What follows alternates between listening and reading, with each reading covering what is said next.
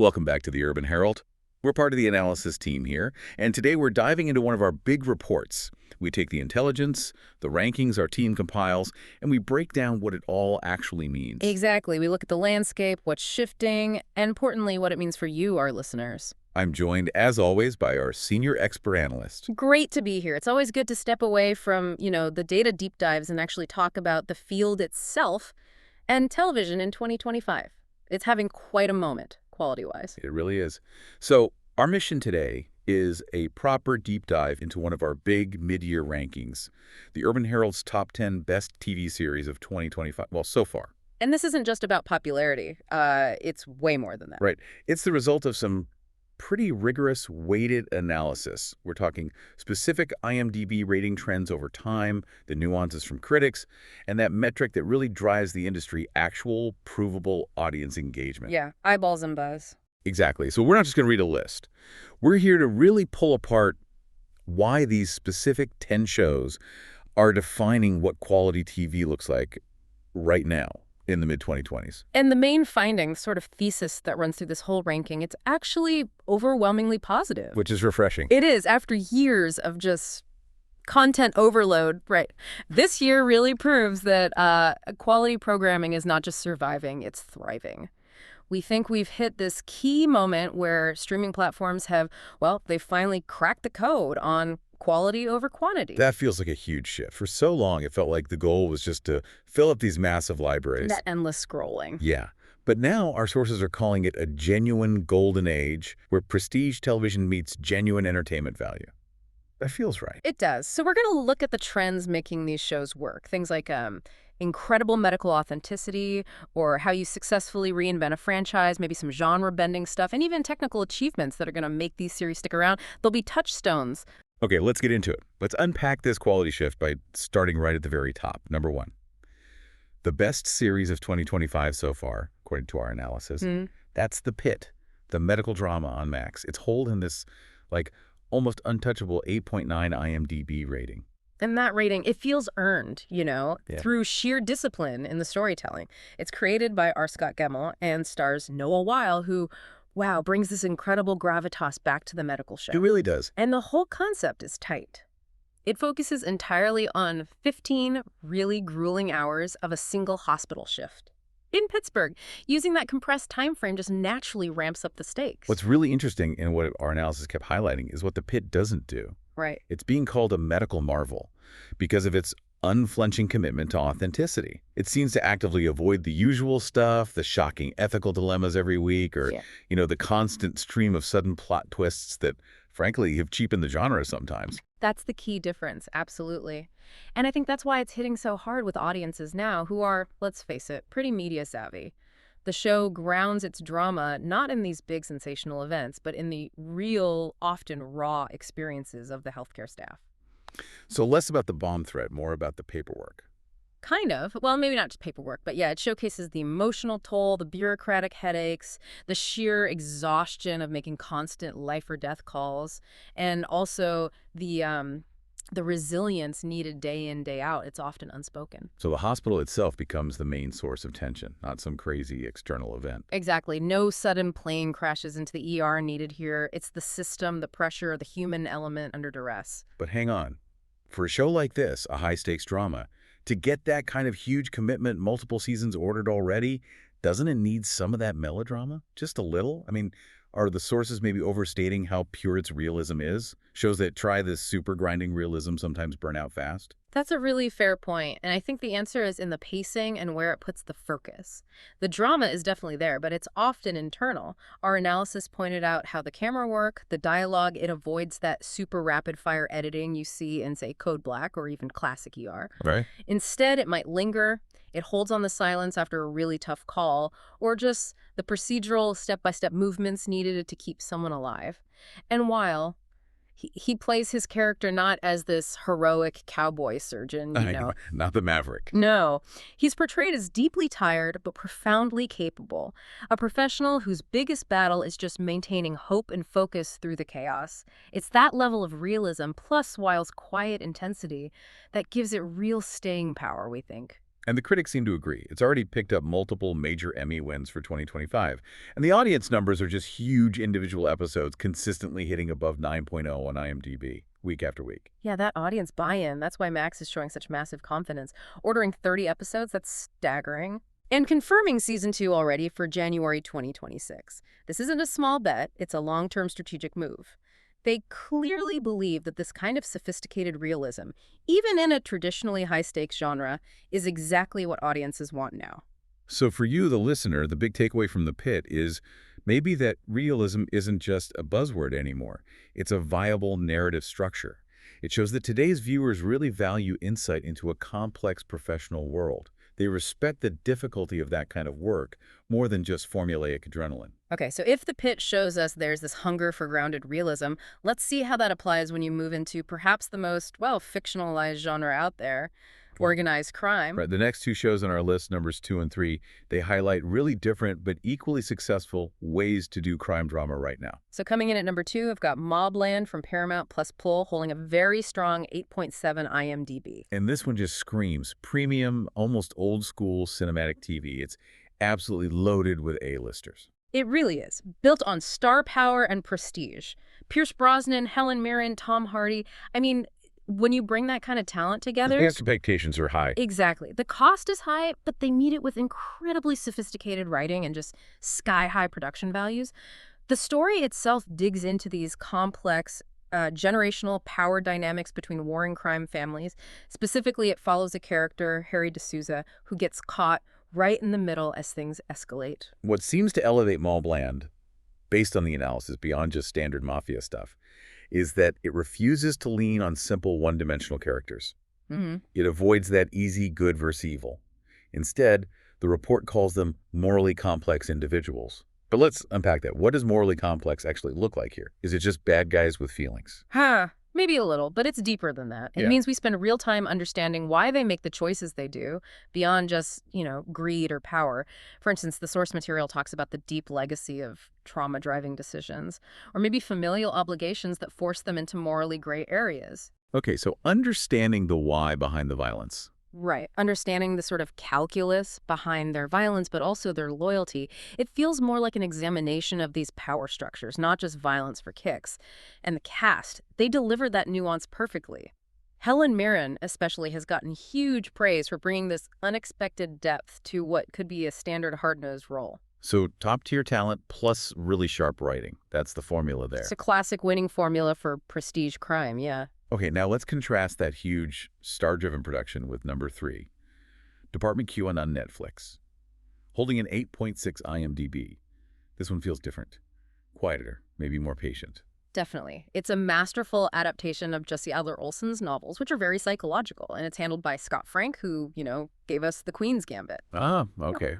That signals a certain quality level right there. It does. This is the character-driven crime model. It achieves its prestige through structural cleverness, maybe, rather than just sheer star power. Matthew Goode stars as Carl Merck. He's a detective, personally pretty traumatized, who gets shunted off to solve cold cases from this forgotten basement office. The classic cold case setup. But with a great team of misfits alongside him. The ensemble is key. Let's dig into that structural strength. The analysis says it balances the procedural, the case of the week, or rather, cold case of the season, with real, ongoing psychological depth for the main characters. And the relationships between them really matter. Yes, the chemistry between Goode, Alexis Manvilov, and Leah Byrne is apparently crucial. That core team dynamic is central. And the setting, how does that play in? Well, it uses Edinburgh as this picturesque and gritty backdrop, which really helps set that specific kind of melancholic tone you get with good Nordic noir adaptations, even though this one's technically Danish source material set in Scotland. And crucially, the analysis highlights that the cases themselves unfold organically rather than formulaically. That feels like a quiet rebellion against how TV crime usually works. How so? Well, it relies more on meticulous, actual detective work, character insights, slow burn reveals. It doesn't just rely on, the convenient DNA hit magically appearing 40 minutes in to wrap things up neatly. Okay. More process, less sudden solution. Exactly. It feels earned. So 2 very different routes to success in crime drama. One is the massive investment in A-list cinematic talent, like MobLand. Yep, the prestige play. And the other is the disciplined, character-first adaptation that relies on intricate plotting and atmosphere, like Department Q. The slow burn psychological approach. Both proving the crime genre is definitely thriving, but seemingly only when it offers real complexity, not just easy answers. Which actually leads us nicely into the next couple of shows. These ones really explore the cutting edge of how the industry itself works. One tackles reviving a huge but tricky franchise successfully, and the other gives us this really candid peek behind the Hollywood curtain. Okay, starting with the revival. This is huge. Number 4, Dexter. Resurrection on Paramount Plus base. This show did what a lot of people, frankly, thought was impossible. Totally impossible. It revitalized a series that was beloved, yes, but ended so controversially. And the numbers are staggering. A 9.1 IMDb rating, a stunning 94% on Rotten Tomatoes. I mean, those numbers put it right up there with the absolute elite shows of the year, averaging 9.2 out of 10 for a comeback. It's extraordinary because when a franchise stumbles that badly at the end, like the original Dexter did for so many fans, bringing it back is just loaded with risk. How did they manage it? How did they win back those maybe disgruntled fans and pull in new viewers? Well, the key, according to our deep analysis, seems to be their willingness to actually deal with the fallout, to directly confront the psychological aftermath of Dexter's actions across all those original seasons. So they didn't just ignore the lumberjack ending. No, they definitely didn't ignore it. The original show, let's be honest, had kind of stumbled into melodrama and predictable plots in its later years. The writing team for Resurrection seems to have really learned from the earlier missteps, as the report puts it. They focused on the consequences for the character, rather than just trying to shock us again. So it wasn't just Dexter's back doing Dexter things. No, it felt like they weren't just bringing him back for another season. They were giving the character a necessary, complex, and actually emotionally satisfying concluding arc. It felt earned this time. Okay, so consciously choosing character depth, ethical exploration over just repeating the old formula or trying for cheap shocks, it used the weight of the previous seasons to give the new story meaning. Exactly. That nuance, that willingness to grapple with the past is what vaulted it into the top 4. It really proves that meaningful franchise reinvention is possible, but you have to respect the source material enough to actually fix what was broken. A tough needle to thread, but they clearly managed it.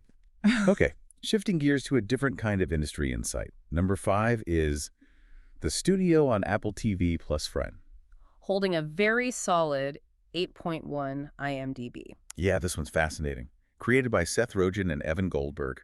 Rogen actually stars, too, as this frantic studio head, Matt Remick. And you've got Catherine O'Hara, Ike Barinholtz. Just a killer cast. And it's being hailed as the year's most, well, authentic and insightful commentary on modern Hollywood. It really works on 2 levels, doesn't it? Okay. It's super funny, really sharp satire, but it also functions almost like a documentary-like examination of Hollywood's current challenges. How so? It follows this legacy movie studio that's just desperately trying to survive today, dealing with everything from, changing viewing habits to crazy demands from talent, streamers changing mandates, all of it. And the industry itself seems to love it. It cleaned up at the Emmys, right? Absolutely. 13 Primetime Emmy wins. That cemented its status as an industry favorite. The show just pulls back the curtain on the film industry chaos, using what feels like incredibly real insider knowledge. You can tell Rogen and Goldberg know this world. Yeah. Rogen's character, Remick, he's constantly battling the absurdity of it all. IPO demands, streaming service mergers, the relentless pressure to find the next big IP. It just exposes that tension between art and commerce in a way that feels almost uncomfortably real sometimes. So you get this genuine glimpse into the often insane and kind of broken systems behind making movies and TV now. Yeah, and it tells us something interesting about audiences too, right? That people aren't just interested in the finished movie anymore. They're actually really interested in the meta story, the struggle, the deals, the chaos that goes into creating the stuff they watch. That's a great point. Okay, this next section seems dedicated to shows really pushing the envelope, taking big risks, either with story or with tech. Yeah, these are the boundary pushers. Starting with number 6. Paradise on Hulu, also holding an 8.1 IMDb.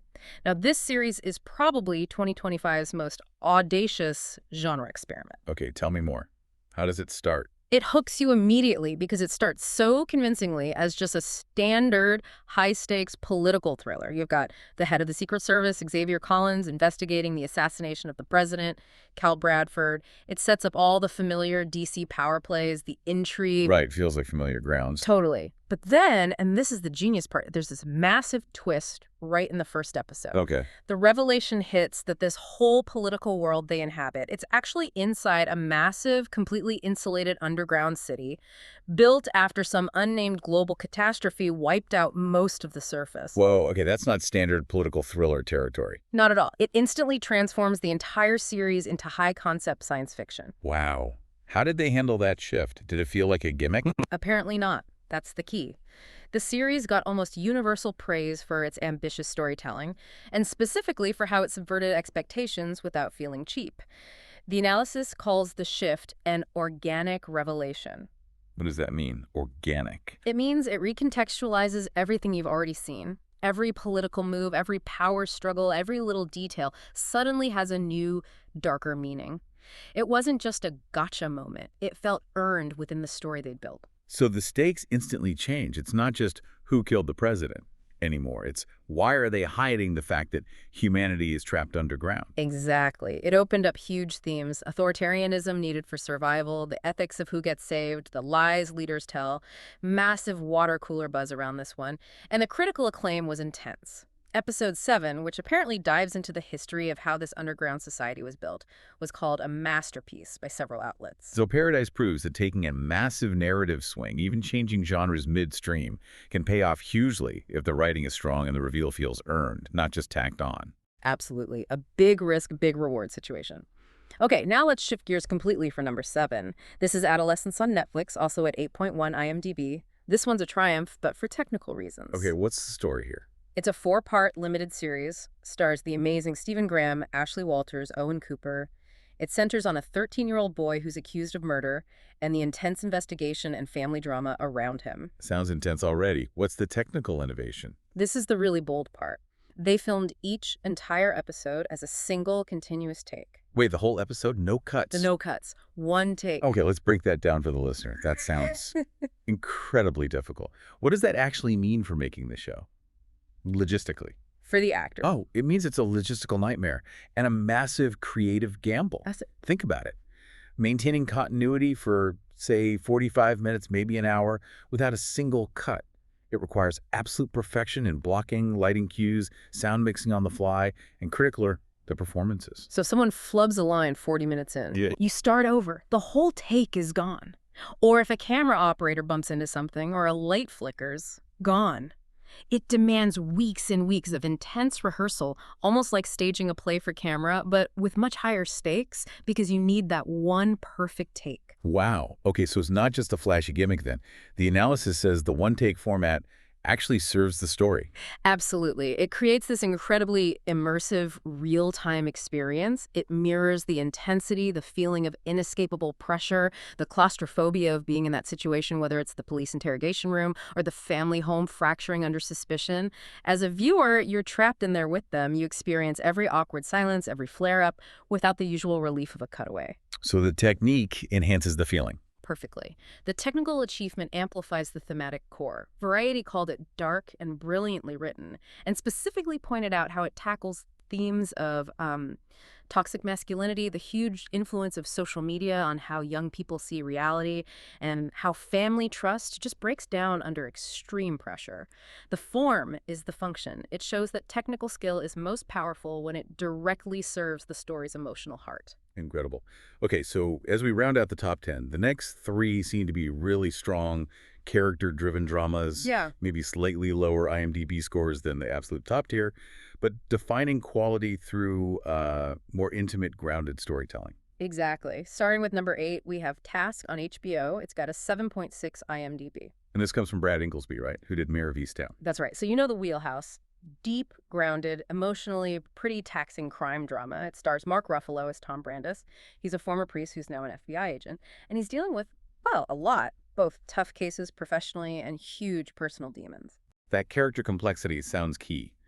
Ruffalo's character is dealing with alcoholism, difficult family stuff, the weight of his past life as a priest. all while doing this really demanding, grim job. Yeah, he's not portrayed as someone who's made a clean break or a successful transition. He sounds like a man constantly sort of fracturing under all that pressure. And that's why it makes the list, despite maybe a slightly lower score, the commitment to character. That's exactly what the critics praised. Its commitment to character development over sensational twists. Inglesby's style, much like in Mare, tends to avoid those big, flashy HBO plot twists. Instead, he focuses on the cumulative weight of small, honest moments, how things build up. Right. The show really respects the difficult nuances of law enforcement work, but also the internal lives of the people doing it. They aren't just pieces moving the plot forward. There was a great quote we saw from Roger Ebert's site about Ruffalo saying he plays his grief as a weight on his shoulders. You feel that physical and psychological burden. Sounds heavy, but powerful. Okay, number 9. We jump to Netflix for The Residents, holding a 7.7 IMDb.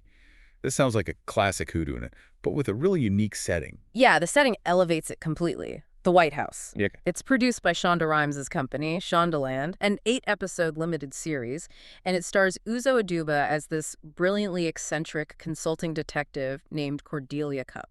Uzo Aduba. Okay, interesting casting. What's the setup? The premise is just fantastic. Yeah. The White House chief usher is murdered during a huge state dinner. Chaos ensues.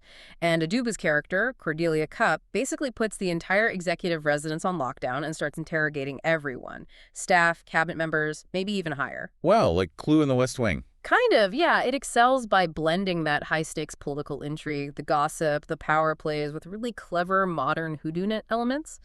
It got a lot of immediate comparisons to things like Knives Out. Okay, I can see that. Witty plotting, ensemble cast. Exactly. And Aduba's performance as Cupp is apparently a real standout. She's this brilliant, kind of quirky, bird-watching amateur detective who just cuts through all the political spin and social maneuvering with incredible sharpness, but also some surprising warmth. And there was something else mentioned about the quality, right? The production. Yes, this was a crucial detail, highlighting that commitment to quality again. The production design. Our sources dug into this and found the team went to extraordinary lengths.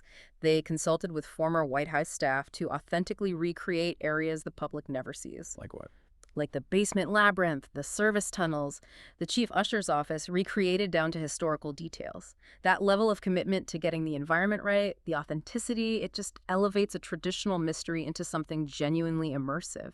It shows that even within a fun, stylized genre piece, those details really matter. That's fascinating. Okay, finally, rounding out our top 10 at number 10, we have Overcompensating on Amazon Prime Video, also at 7.7 IMDb. This one sounds quite different, a personal comedy drama. Yeah, very different vibe. This is from creator and star Benito Skinner. It's described as a deeply personal show about the often brutal realities of figuring yourself out during college. Okay, what's the story? It centers on Skinner's character, Benny. He was the big high school football star, homecoming king, but he's closeted. And now he's in college, struggling desperately to accept his sexuality. We see him juggling friendships, especially with his best friend Carmen, going through these awful performative hookups, navigating fake IDs, complex social hierarchies, all that messy college stuff. And the strength here is the honesty. Brutal honesty, yeah. It's definitely not presented as a glossy, sanitized version of college life. Critics really praised its honest, often painful exploration of identity, and its refusal to kind of smooth over the rough edges of self-acceptance, especially how it deals with those overcompensating behaviors, the ways people trying to hide who they really are or project this image of effortless cool when they're falling apart inside. That sounds relatable, regardless of the specific identity struggle. Totally. And it has this fantastic ensemble cast supporting Skinner, including veterans like Connie Britton and Kyle MacLachlan, which adds weight. The show manages to balance real emotional stakes with sharp, biting comedy. It feels important, contemporary, because it speaks powerfully not just to the LGBTQ plus experience, but really to anyone who's ever felt they had to pretend to be someone they weren't just to fit into some kind of social box. A strong finish to the top 10. Okay, now that we've looked at the individual shows and what makes them work, let's step back. Let's look at the bigger picture. The streaming wars scoreboard. Right, the business reality. Our data shows a really clear and I think pretty strategic pattern in how these top 10 hits are distributed across the platforms. So who's winning? based on this list? Well, Netflix clearly leads the pack in terms of volume, with 4 entries in the top 10. That includes Department Q and The Technical Feat Adolescents. Okay, 4 for Netflix. Who's next? Then you have Max HBO and Paramount Plus Mech and Eck with 2 strong entries each. And then Apple TV Plus and Hulu each have 1 really high-impact show making the cut. What does that distribution tell us? Does it reveal anything about their strategies in 2025? I think it confirms some pretty distinct platform identities. Netflix, with 4 hits, is clearly still leveraging its massive global reach and its ability to cater to diverse genres. They've got British crime, they've got intense family sagas. Their investment strategy feels broad, aiming for wide appeal. Makes sense. What about HBO Max? They're leaning hard into what they've always done best: prestige drama, huge character-focused stories, big, high-cost, long-term investments like the Pitt and that grounded depth we saw in Task. Their identity feels more like curation over just sheer volume. They're placing fewer bets, maybe, but demanding a really high floor for quality. Okay. And Paramount Plus Dia with Dexter and MobLand. They seem to have really cemented themselves as the place for franchise expertise and that kind of premium, but maybe more accessible drama, leveraging successful revivals like Dexter, big-budget crime like MobLand. Their strategy seems built on maximizing the value of known IP and proven genres people already like. Smart. And the single entries from Apple and Hulu. Apple TV Plus seems focused almost entirely on these premium, boundary-pushing originals. The Studio is a perfect example. High concept, super satirical, maybe a bit niche, but it hits hard with the industry itself and with sophisticated audiences. Their strategy feels like it's prioritizing critical acclaim and creative innovation above everything else. Quality over quantity personified. Pretty much. And Hulu, with Paradise, they seem willing to take those big swings, especially with contemporary American stories that have something audacious about them, like that big genre shift. So the big conclusion here, looking across all these platforms and shows. I think it's profound, really. It shows that television has truly become this global medium. It's not constrained by language or genre conventions or where it was made anymore. The success of such a diverse slate, Pittsburgh hospitals, Nordic-style cases in Edinburgh's, sci-fi bunkers, Hollywood insider comedies, it proves audiences will actively seek out high-quality, compelling stories wherever they come from. Those old geographic barriers that used to define TV, they feel like they're collapsing. That's a huge takeaway. Yeah. And importantly, our analysis suggests this wave of quality isn't just a fluke, right? It's not slowing down as we look towards the end of the year. Not at all. The standards set by these top 10 shows seem to be influencing what's coming next. The rest of the schedule looks strong. So looking ahead just to October 2025, our team at the Urban Herald is already tracking several big releases that seem to fit right into this high-quality trend. This isn't just a list of dates. It feels like proof the industry is genuinely responding to this demand for better shows. Definitely. For instance, fans of political drama, maybe those who like the intrigue and production values of The Residents, well, they've got The Diplomat Season 3 returning October 16th on Netflix. That focus on global politics and smart strategy continues to resonate. Okay. What else? Horror fans, especially those who appreciate high cinematic quality, like we saw maybe in The Craft of Adolescence, they're definitely waiting for IT. Welcome to Derry, that premieres October 26th on HBO Max. The Pennywise prequel series. Exactly. Diving into that terrifying history, it feels like a perfect example of a studio reinvesting heavily in controversial but really beloved IP, kind of similar to the Dexter revival's success, potentially. Makes sense. What about fantasy or comedy? Well, fantasy lovers who appreciate those big production commitments, like in MobLand, they've got The Witcher Season 4 coming October 23rd. Continuing that huge world building, apparently with a new structural approach this season. And for comedy fans, maybe echoing the honest emotional stakes of overcompensating, nobody wants that. This season 2 is back on the 23rd as well. That show found a real audience balancing sharp humor and vulnerability. Anything for the true crime crowd. Yes, absolutely. For those who appreciated the psychological depth in Task, there's Monster, the Ed Gein story. It's the next installment in that true crime anthology series. It promises that same kind of nuanced, non-sensationalized approach to a really notorious figure, which the series is known for. So these upcoming shows really just reinforce the main point from the ranking, don't they? Completely. These top 10 series, and the ones following them, They really showcase television's continued evolution. It feels like it's maturing as an art form. They're setting this maybe non-negotiable standard now that requires compelling performances, innovative techniques, and deep character work. It feels like the ultimate key now to survive these streaming wars is you have to respect the source material, whether that's a real hospital setting or a fictional killer's psychology, but you also have to be brave enough to take it in unexpected, genuinely high-quality directions. You have to reward the viewer's intelligence and their time investment. Well said. Okay, so let's wrap this up. Let's try to synthesize the essential keys to success we saw across these top 10 shows in 2025 TV. We saw authenticity through structure, through performance, driving the pit. We saw real psychological depth elevating crime shows like Task and Department Q beyond just procedure. We watched bold genre subversion become the defining feature of Paradise. And we saw technical innovation becoming absolutely central to the narrative itself in adolescence. These shows captured critics and audiences because they feel built to last, right? They're not disposable. Exactly. And our internal analysis backs this up. It confirms that, yeah, the algorithm can suggest anything. It's everywhere. But actual word of mouth still drives success when shows are genuinely good. And that requires sustained impact, something people actually talk about, not just binge and forget. Now, that leads us to the final thought we want to leave you with today. This comes straight from the Urban Herald's broader analysis of the media landscape. We've just spent time demonstrating that the ceiling for quality in writing, in technical craft, in the emotional investment demanded from viewers has arguably never been higher than it is right now. So the provocative question becomes, considering this really high bar and audiences clearly voting with their time, prioritizing depth over just more stuff, how much longer can the sheer volume-based model survive? Right. If audiences are consistently choosing series that are designed to create lasting cultural impact, shows that generate real conversation, that push artistic boundaries, does the industry have to permanently pivot away from just filling slots, from content designed merely to keep you subscribed month to month? It feels like a potential tipping point. These 10 series aren't just good TV, they're conversation starters. Some feel like genuine cultural events, and we believe these are the shows that will define 2025's television landscape for years to come. We definitely encourage you to check out the full article on our site for even more detail. And please keep following the Urban Herald as we continue to track and analyze these complex, exciting shifts in media and culture. Thanks so much for joining us for this deep dive into the state of television today. We'll see you next time.